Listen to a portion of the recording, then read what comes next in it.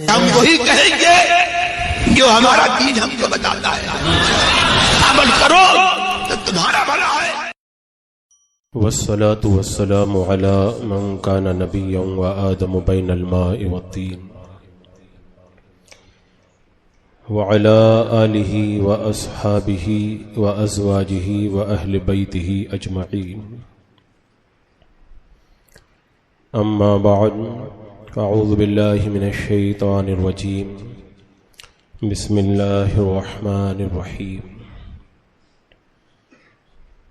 والعصر إن الإنسان لفي خسر إلا الذين آمنوا وعملوا الصالحات وتواصوا بالحق وتواصوا بالصبر۔ صدق الله مولانا العظيم وصدق رسوله النبي الأمين المتين الكريم، ونحن على ذلك لمن الشاهدين والشاكرين والحمد لله رب العالمين۔ حصول برکت کے لیے آقا نامدار، مدینے کے تاجدار، شہنشاہ ذی وقار، نبی محترم، رحمت دو عالم، نور مجسم، ارواحنا فدا، محمد الرسول اللہ صلی اللہ تعالی علیہ وسلم کی پر نور بارگاہ میں جھوم کے درود و سلام کا ہدیہ پیش کر لیجیے۔ اللہم صلی علی سیدنا و شفیعنا و حبیبنا مولانا محمد وبارک وسلم، صلاۃ و سلام علیک یا رسول اللہ صلی اللہ تعالی علیہ وسلم۔ حضرات مکرم، ہم اور آپ آج جماعت رضائے مصطفیٰ ممبئی کے پرچم تلے جماعت رضائے مصطفیٰ کے یوم تاسیس پر اس نورانی محفل میں حاضر ہیں۔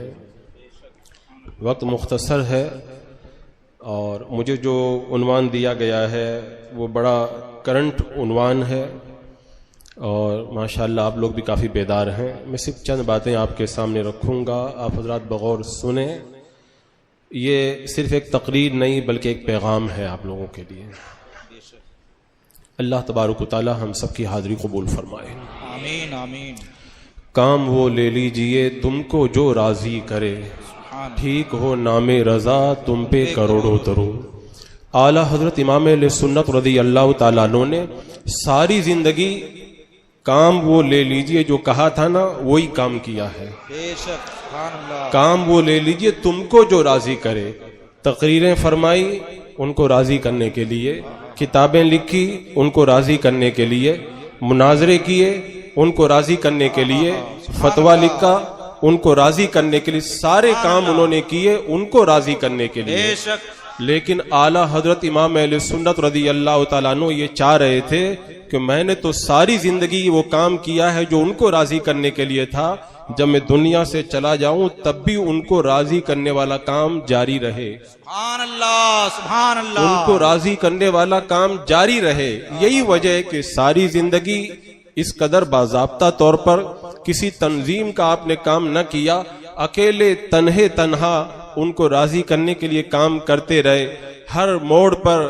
ہر جگہ وہ ان کو راضی کرنے کا کام کرتے رہے۔ لیکن اخیر وقت میں جب آپ کے نور فراست نے یہ دیکھ لیا کہ وہ وقت آ رہا ہے جب اسلام کے خلاف بہت سارے فتنے اٹھیں گے، آج اگر فتنے ہیں کل فتنے اٹھیں گے، آج تنہا رضا ان کو راضی کرنے کے لیے کام کرنے والا کافی ہے، کل جب یہ فتنے اٹھیں گے تو ان کو راضی کرنے کے لیے کوئی اور رضا نظر نہیں آ رہا، لہذا ایک پوری ٹیم ان کو راضی کرنے والے کام کے لیے تیار کرنا ضروری ہے۔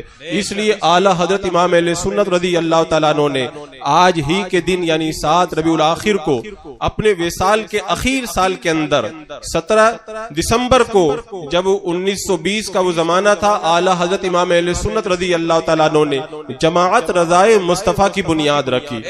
آپ حضرات سمجھ رہے ہیں نا، کام وہ لے لیجئے تم کو جو راضی کرے، تو ان کو راضی کرنے کے لیے ٹیم تیار کرنے کے لیے آپ نے جماعت کی بنیاد رکھی تو کیا نام رکھا؟ جماعت رضائے مصطفیٰ، یعنی میں رضائے مصطفیٰ کے کام کرتا رہا، اب میرے بعد میں رضائے مصطفیٰ کا کام اکیلا کوئی نہیں کرے گا، پوری جماعت کرے گی، اور اس جماعت کے تحت جو بھی آئے گا وہ جماعت رضائے مصطفیٰ کے پرچم تلے داخل ہو جائے گا۔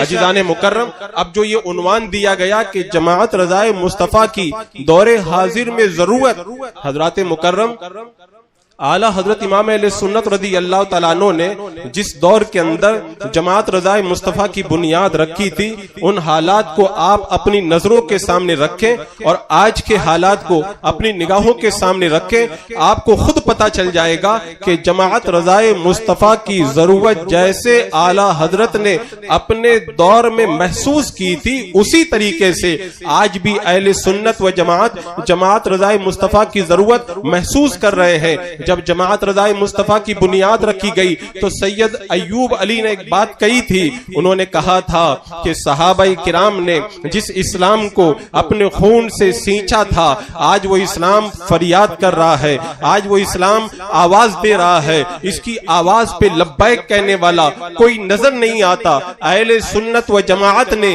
اسلام کی فریاد پر اور اسلام کی پکار پر لبیک کہا اور جماعت رضائے مصطفیٰ کو قائم فرما دیا ہے۔ تو آج بھی اسلام فریاد کر رہا ہے، آج بھی اسلام آواز دے رہا ہے، تو جیسے کل ضرورت تھی ویسے ہی آج بھی جماعت رضائے مصطفیٰ کی ضرورت ہے۔ اب حالات کو اپنی نگاہوں کے سامنے رکھ کے، کل وہابیت موجود تھی، آج بھی وہابیت موجود ہے، کل صلح کلیت موجود تھی، آج بھی صلح کلیت موجود ہے، کل قادیانیت کا فتنہ تھا، آج بھی قادیانیت کا فتنہ موجود ہے، کل فتنہ الحاد تھا، آج بھی فتنہ الحاد ہے، کل فتنہ ارتداد آج بھی موجود ہے، کل رافضیت اور مولائیت کے نام سے جو فتنہ اٹھا تھا آج بھی وہ فتنہ اس معاشرے کے اندر ہمارے درمیان موجود ہے، کل قادیانیت تھی تو قادیانیت کا فتنہ آج بھی ہماری نگاہوں کے سامنے ہے، کل جو جاہل نیتا تھے اسلام کی من مانی تشریح کر رہے تھے تو آج بھی اس طرح کے سیاسی لوگ ہیں جو اسلام کا حلیہ بگاڑنے کی کوشش میں لگے ہوئے ہیں۔ تو حضرات مکرم، آج اعلیٰ حضرت نے جس دور کے اندر جماعت رضائے مصطفیٰ کی بنیاد رکھی تھی، ان سارے حالات کو اپنی نگاہوں کے سامنے رکھیں اور آج کے حالات کو آپ اپنی نگاہوں کے سامنے رکھ کر کے جب دیکھیں گے تو آپ کا دل خود اس بات کی صدا دے گا کہ جیسے کل جماعت رضائے مصطفیٰ کی ضرورت تھی ویسے ہی آج بھی ضرورت ہے۔ اسی لیے حضور اشرفی میاں رحمت اللہ تعالی علیہ نے، تاجدار اشرفیت نے بڑی پیاری بات کہی تھی اس دور کے اندر۔ آپ فرماتے ہیں کہ اس پر شوب دور کے اندر جماعت رضائے مصطفیٰ کی از حد ضرورت ہے۔ جب حضور اشرفی میاں نے اس دور کے بارے میں یہ جملہ کہا تھا تو میں کہتا ہوں آج بھی اگر حضور اشرفی میاں رحمت اللہ تعالی علیہ موجود ہوتے تو ضرور اس بات کو کہتے کہ اس پر آشوب دور کے اندر جماعت رضائے مصطفیٰ کی از حد ضرورت ہے۔ حضرات مکرم، آپ حالات کا جائزہ لیں، حالات کتنی تیزی کے ساتھ میں اعتقادی اعتبار سے، عملی اعتبار سے، سیاسی اعتبار سے، قومی اور ملکی اعتبار سے، مذہبی اعتبار سے بگڑتے چلے جا رہے ہیں۔ جماعت رضائے مصطفیٰ کی بنیاد حضور اعلیٰ حضرت سرکار نے جس دور میں رکھی تھی اس کے بارے میں بڑی پیاری بات فرمائی حضور محدث اعظم ہند رحمت اللہ تعالی علیہ نے۔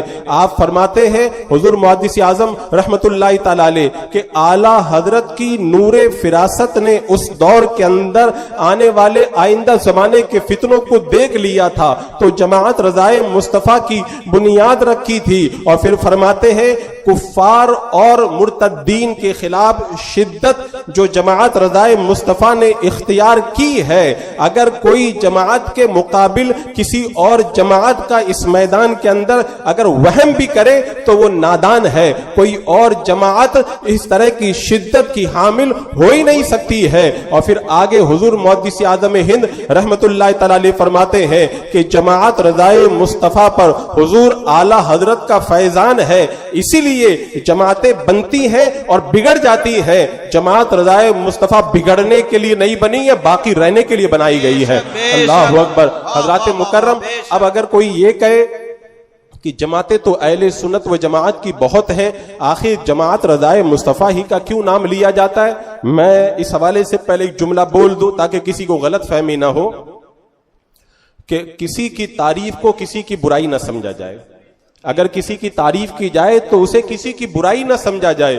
آج کل ہمارے یہاں ایک ٹرینڈ چلا ہوا ہے کہ جب کوئی کسی کی تعریف کرتا ہے تو اس کو پھر کسی کی برائی سمجھا جانے لگتا ہے. ہاں، جہاں جہاں برائی کا پہلو ہوگا میں خود اشارہ کرتے ہوئے وہاں پر چلوں گا، وہاں پہ میں خود اشارہ کروں گا. اب یہ بات کہ جماعت رضائے مصطفیٰ ہی کا نام بار بار کیوں لیا جاتا ہے، اس کی کئی وجوہات ہیں. میں کہتا ہوں جتنی جماعتیں آج پائی جا رہی ہیں اگر وہ مسلک اعلیٰ حضرت کا کام کر رہی ہے تو ہم ان کے لیے دعا کرتے اللہ تعالیٰ ان کو کامیابی عطا فرمائے.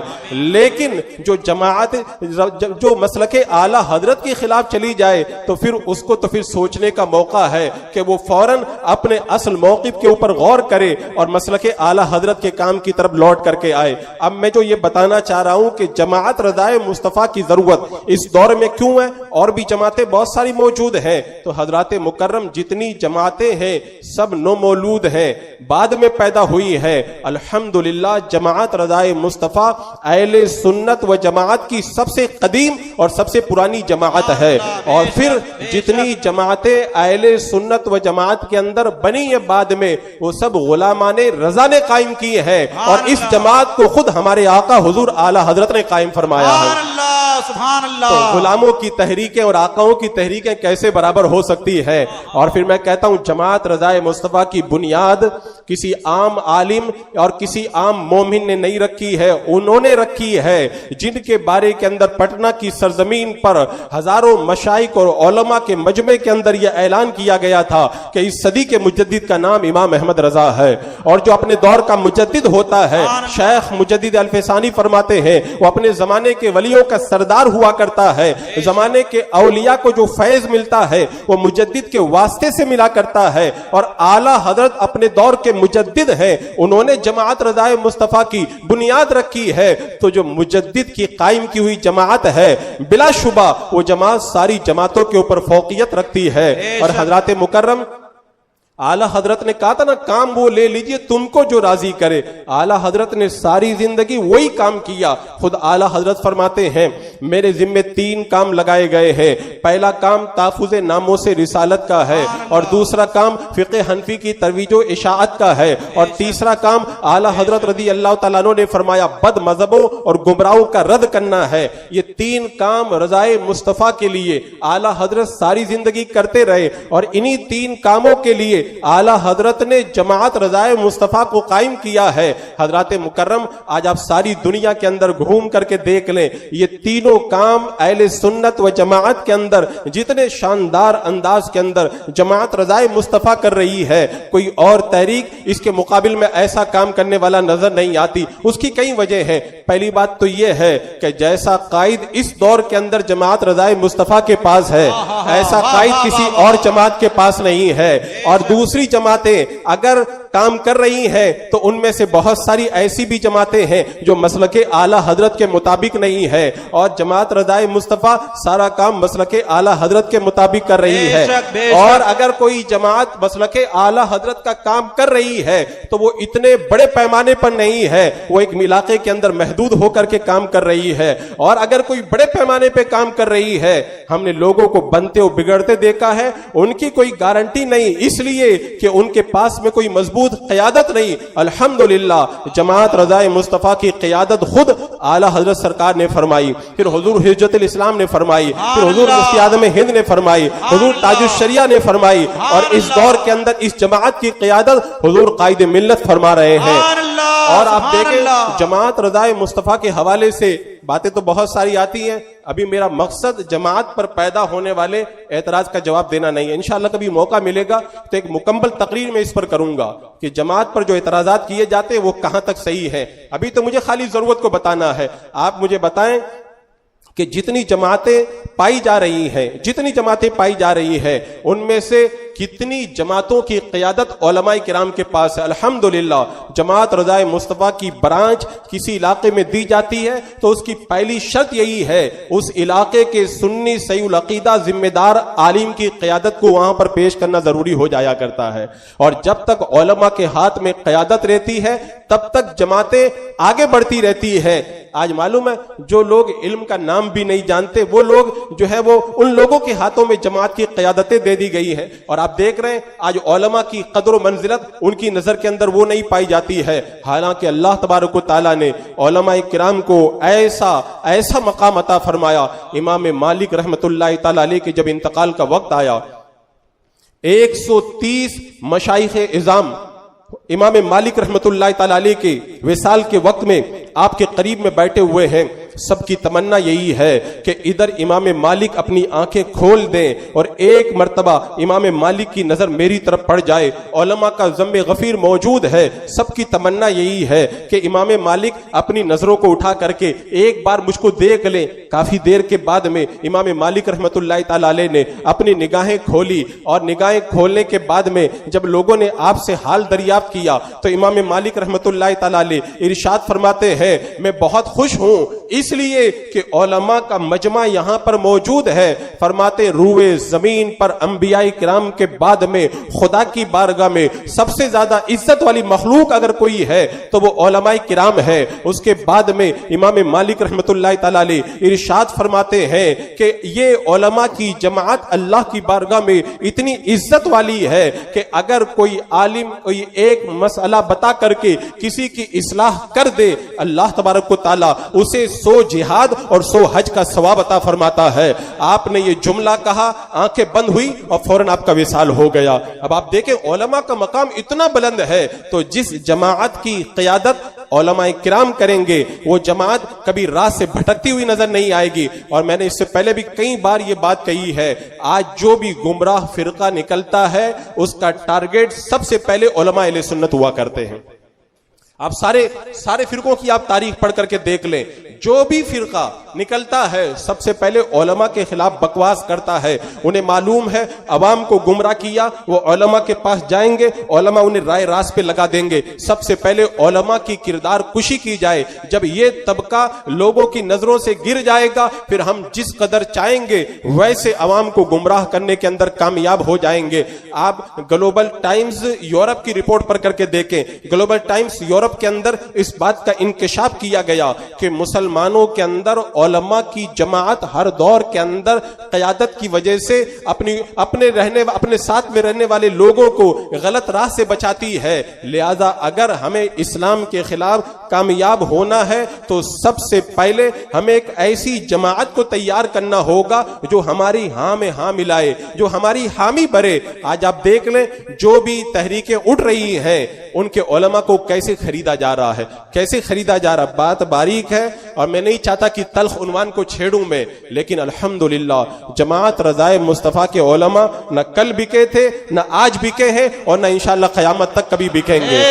اس لیے کہ جماعت رضائے مصطفیٰ کے جو علماء ہیں وہ اگر بہکنا بھی چاہیں گے تو اعلیٰ حضرت کی روحانیت ان کو بہکنے نہیں دے گی، اعلیٰ حضرت کی روحانیت ان کو بچا کر کے رکھے گی۔ آج آپ دیکھیں لارڈ میکالے نے بہت پہلے یہ کہا تھا، لارڈ میکالے نے کہا تھا ہم ایسا تعلیم کا ایک نظام لانا چاہتے ہیں کہ مسلمان اگر مسلمان رہے گا تب بھی اس کی زندگی میں کہیں اسلام نظر نہیں آئے گا۔ انہوں نے وہ تعلیمی نصاب تیار کیا۔ آج جب صبح کے وقت میں ہمارے بچے وین میں بیٹھ کر کے جب نکلتے ہیں کالج کی طرف اور اسکول کی طرف، مجھے وہ خبیث لارڈ میکالے یاد آتا ہے کہ اس نے کس طرح قرآن و سنت کی طرف آنے والے قدموں کو اسکولوں کی طرف پھیر کر کے آج امت کے اندر کیسا بگاڑ پیدا کیا ہے۔ تو اس نے بھی یہی ٹارگٹ دیا تھا کہ دینی تعلیم کو یعنی علماء کو ٹارگٹ بنایا جائے۔ اور وہ اس سے پہلے بھی میں نے وہ تاریخ بیان کی جب 5ویں صدی کے اخیر میں عیسائیوں اور مسلمانوں کی جنگیں شروع ہوئی، 200 سال تک جنگوں کا ماحول بپا رہا، کسی میدان کے اندر عیسائی مسلمانوں سے نہیں جیت پائے۔ 200 سال تک جنگ کرنے کے بعد میں جو صلیبی جنگوں کا ہیرو تھا جس کا نام تھا سینٹ لوئس، جب وہ مرنے لگا تو مرتے مرتے اس نے کہا تھا اب ہم تلوار رکھتے ہیں، تلوار کے ذریعے مسلمانوں کو نئی شکست دی جا سکتی ہے، اگر مسلمانوں کو دبانا ہے تو مرتے وقت میں 3 وصیتیں کر کے جاتا ہوں، اگر ان پہ عمل کرو گے تو قوم مسلم خود تباہ و برباد ہو جائے گی۔ پہلا کام یہ کرو مسلم حکمرانوں کے درمیان پھوٹ پیدا کرو، اور دوسرا کام یہ کرو ان کے اندر فحاشی اور عریانیت پیدا کرو، اور تیسرا کام یہ کرو جو دین کے اندر مضبوط طبقہ ہے، دین پر مضبوطی سے عمل کرنے والے لوگ ہیں، ان کو معاشرے کے اندر پنپنے مت دو، ان کو معاشرے میں پنپنے مت دو۔ آج جماعت رضائے مصطفیٰ کے خلاف جو باتیں ہوتی ہیں نا، یہ لوگ لاؤڈ اسپیکر پر نماز کے خلاف آواز اٹھاتے ہیں، تصویر کے خلاف آواز اٹھاتے ہیں، ویڈیو کے خلاف آواز اٹھاتے ہیں، کہتے ہیں وہابی کے یہاں سے گوشت مت لو، اس پر یہ لوگ آواز اٹھاتے ہیں، دیوبندی وہابی سے مت ملو، یہ لوگ اتنی شدت کیوں برتتے ہیں؟ میں کہتا ہوں تم عیسائیوں کی پلاننگ پڑھ کر کے دیکھ لو، ان کی پلاننگ تو یہی تھی کہ ہم جیسے جماعت رضائے مصطفیٰ کے جو ذمہ دار اور عوام ہے اور دین پر عمل کر رہے ہیں، اس نے مرتے وقت کہا تھا تلوار کی ضرورت نہیں ہے، مضبوطی سے دین پر عمل کرنے والوں کو پنپنے مت دو، اسلام خود بخود پسپا ہو کر کے رہ جائے گا۔ الحمدللہ جماعت رضائے مصطفیٰ اس دور کے اندر بھی اس سینٹ لوئس خبیث کی اس وصیت پر عمل کرنے والوں کے منہ پہ تماچا ہے، اور یہ بتا رہے ہیں زمانہ تمہاری نظر میں لاکھ ترقی کر جائے، تم چاہے ہواؤں میں اڑنے لگ جاؤ، لیکن جماعت رضائے مصطفیٰ کے ذمہ داران دین پہ عمل کرنا نہیں چھوڑیں گے، اپنی نمازوں کو بھی بچائیں گے، اپنے روزوں کو بھی بچائیں گے، اپنی غذا کی طرف بھی توجہ دیں گے، اور دین کی قدروں پر ہونے والے ہر حملے کا منہ توڑ جواب دیتے ہوئے نظر آئیں گے۔ اور اسی طرح ایک بات اور بھی ہے، جماعت رضائے مصطفیٰ دوسری جماعتوں سے جو ممتاز ہوتی ہے اس کی ایک وجہ اور بھی ہے، دوسری کسی بھی جماعت کے پاس میں اتنے بزرگوں کی دعائیں نہیں ہیں جتنی دعائیں جماعت رضائے مصطفیٰ کے ساتھ میں۔ سبحان اللہ، یہ مکمل ایک ٹاپک ہے، اگر جماعت کی تاریخ کھول کر کے میں یہاں پہ پڑھنا شروع کر دوں کس کس اللہ کے ولی نے جماعت رضائے مصطفیٰ کے لیے دعا کی ہے، تو میں کہتا ہوں کسی تقریر کی ضرورت ہی نہیں ہے، آپ کا دل خود پکار کر کے رہے گا، اولیاء کرام جو کہہ رہے ہیں ہم بھی اسی جماعت رضائے مصطفیٰ کے ساتھ ہیں۔ حضور اشرفی میاں تاجدار اشرفیت رحمت اللہ تعالی علیہ نے جماعت رضائے مصطفیٰ کے لیے دل کھول کر کے دعائیں کی، اور اخیر کے اندر یہ فرمایا اللہ تبارک و تعالی جماعت رضائے مصطفیٰ کی امداد کرنے کی توفیق عطا فرمائے۔ اللہ اکبر۔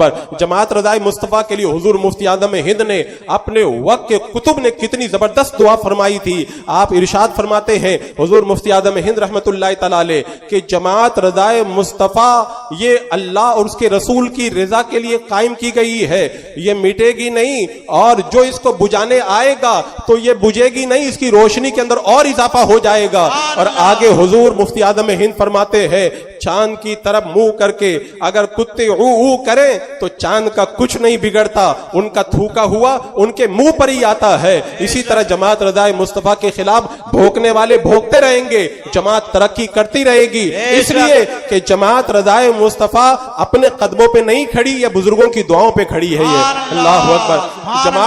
جماعت رضائے مصطفیٰ کو کتنے بزرگوں نے دعائیں دی ہے، ارے جماعت کے ساتھ کس کس نے کام کیا، اعلیٰ حضرت نے کام کیا، حجت الاسلام نے کام کیا، برہان ملت نے کام کیا، حضور محدث اعظم ہند نے کام کیا، اسی طرح آپ دیکھیں حضور شیر بیشہ علیہ سنت نے کام کیا۔ حضور شیر بیشہ علیہ سنت رحمت اللہ تعالی علیہ فرماتے جماعت رضائے مصطفیٰ کے ساتھ اعلیٰ حضرت کی دعائیں ہیں، جو اس جماعت سے مقابلہ کرنے آئے گا منہ کے بل گر جائے گا وہ۔ اللہ اکبر۔ جماعت رضائے مصطفیٰ کا مقابلہ بہت لوگوں نے کرنے کی کوشش کی۔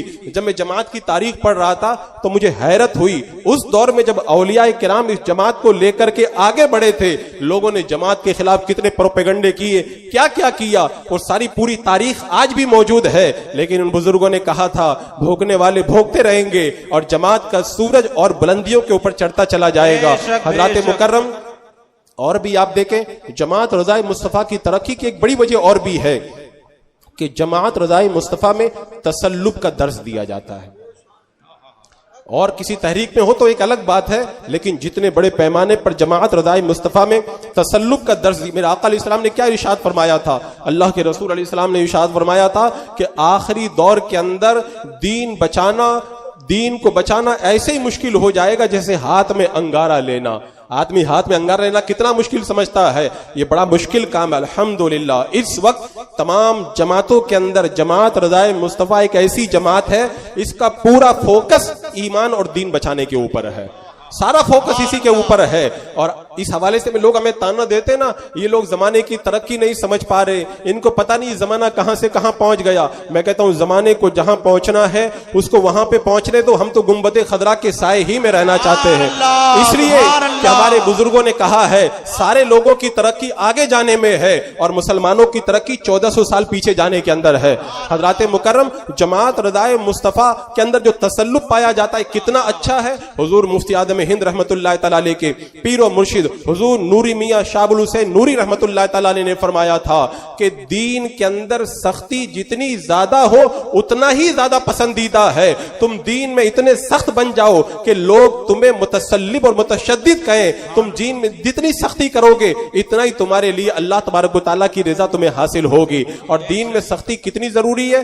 آج اگر دین میں تھوڑی سی نرمی پیدا کرو نا, لوگ جب ایک گلی نکالتے ہیں نا تو دوسرے لوگ پھر پورا راستہ نکال دیتے ہیں. اور اہل سنت و جماعت کے اندر جماعت رضائے مصطفیٰ نہیں چاہتی کہ کوئی گلی نکال کر کے لوگوں کے لیے راستہ کشادہ کر کے دین کی قدروں کو پامال ہونے کا راستہ دے.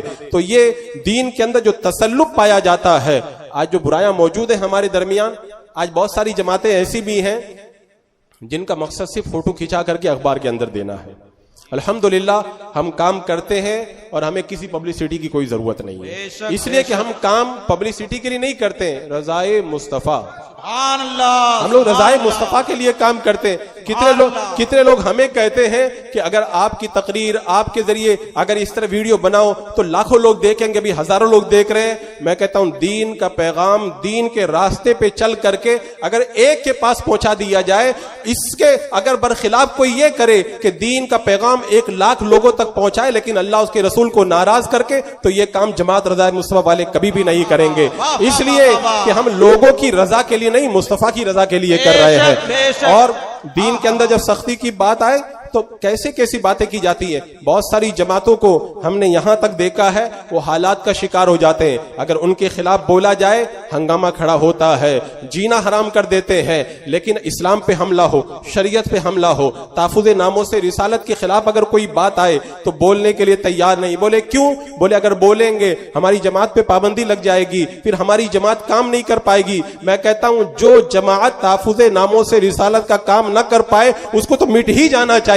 زمانے میں اس کی کوئی ضرورت ہے ہی نہیں. میں کہتا ہوں تحفظ ناموس رسالت بڑا ہے یا تمہاری جماعت کی بقا بڑی ہے. اور میں کہتا ہوں حضور سرکار غوث پاک نے جو فرمایا نا, جو شریعت کا کام کرتا ہے اللہ تبارک و تعالیٰ کی تائید اسے حاصل ہوا کرتی ہے. تمہیں اللہ کی تائید کے اوپر بھروسہ نہیں, الحمدللہ جماعت رضائے مصطفیٰ کو رضائے مصطفیٰ پر بھروسہ ہے اور خدا کی رضا پر بھروسہ ہے, کیونکہ اللہ کے رسول کی رضا یہ خدا ہی کی رضا ہے. خدا کی رضا چاہتے ہیں دو عالم, خدا چاہتا ہے رضائے محمد صلی اللہ تعالی علیہ وسلم. اسی لیے اگر کوئی طلاق ثلاثہ کے خلاف بولے تب بھی جماعت گلی گلی میں پروگرام کرتی ہے. اگر کوئی وقف بل کے خلاف آواز اٹھائے تب بھی جماعت مسجد کے گیٹ پر بیٹھ کر کام کرتی ہے. اور اگر کوئی تحفظ ناموس رسالت کے خلاف یعنی میرے آقا کی شان میں اگر کوئی بکواس کرنے کے لیے اپنی زبان بدتمیزی کھولے تو ایسے موقع پر جماعت رضائے مصطفیٰ یہ نہیں دیکھتی کہ حکومت کی نظر میں ہم کس طرح دیکھے جائیں گے. ان کی نظر میں بس ایک ہی چیز ہے, حکومت چاہے کیسے بھی دیکھے مصطفیٰ پیارے تو ہم سے خوش ہو جائیں گے, وہ تو ہم سے راضی ہو جائیں گے. اور انہی کی رضا کے لیے تو یہ جماعت قائم کی گئی ہے. آج جب اس حوالے سے تحفظ ناموس رسالت کے حوالے سے بات آتی ہے تو کہتا ہے کہ یہ غیر سیاسی تحریک ہے. یہ غیر سیاسی یعنی تحفظ ناموس رسالت کا مسئلہ بھی ان کو سیاسی نظر آتا ہے. معاذ اللہ رب العالمین. میں کہتا ہوں جس کی نظر کے اندر تحفظ ناموس رسالت کا مسئلہ بھی ایسا سیاسی بن جائے کہ اس پر بولنا جائز نہ ہو تو پھر ایسی تحریکوں کی اہل سنت و جماعت کو کوئی ضرورت نہیں ہے. الحمدللہ جماعت رضائے مصطفیٰ اس کے لیے آگے بڑھ کر کے کام کرنے کے لیے کافی